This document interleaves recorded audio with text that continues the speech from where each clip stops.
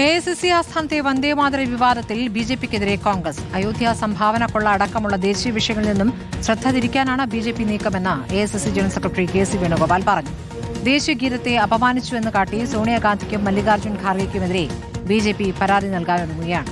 വിവാദത്തിൽ സോണിയാഗാന്ധിക്കെതിരെ ബങ്കിം ചന്ദ്ര ചാറ്റർജിയുടെ കുടുംബം രംഗത്തെത്തി.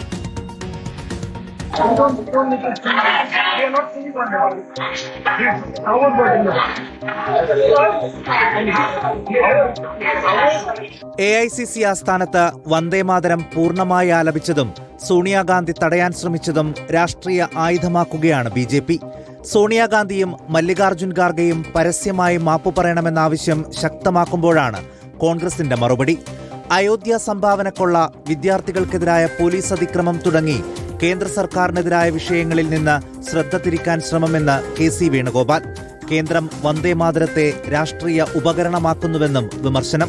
ഈ നാട്ടിലെ വിദ്യാർത്ഥികൾക്കെതിരെ പെല്ലറ്റ് ഗൺ ഉപയോഗിച്ച് വിഷയം മാറ്റണം. അയോധ്യ രാമക്ഷേത്രത്തിലെ ചന്ദാചോരി വിഷയം ചർച്ച ചെയ്യപ്പെടാതിരിക്കണം. അതിനുവേണ്ടി ഉണ്ടാക്കുന്ന ഈ വിവാദങ്ങളൊന്നും പെടാൻ ഞങ്ങളാരും ഒരുക്കുകയല്ല. വന്ദേമാതരം തടസ്സപ്പെടുത്തുകയല്ല, കസേര കൊണ്ടുവരാൻ സോണിയാഗാന്ധി ആംഗ്യം കാട്ടിയതാണെന്ന് നേതാക്കൾ ആവർത്തിച്ചു. അതിനിടെ വന്ദേമാതരം പൂർണ്ണമായി ആലപിച്ച ശേഷം സേവാദൾ നേതാക്കളെ രാഹുൽ ഗാന്ധി ശാസിക്കുന്ന ദൃശ്യങ്ങൾ BJP MP നിഷികാന്ത് ദുബെ പുറത്തുവിട്ടു. വന്ദേമാതരം രചിച്ച ബങ്കിംചന്ദ്ര ചാറ്റർജിയുടെ പൗത്രനും ബംഗാളിൽ BJP MLAയുമായ സുമിത്രോ ചാറ്റർജി സോണിയാഗാന്ധിക്ക് കത്തയച്ചു. സോണിയയുടേത് ചരിത്രപരമായ തെറ്റെന്നാണ് കുടുംബത്തിന്റെ വിമർശനം.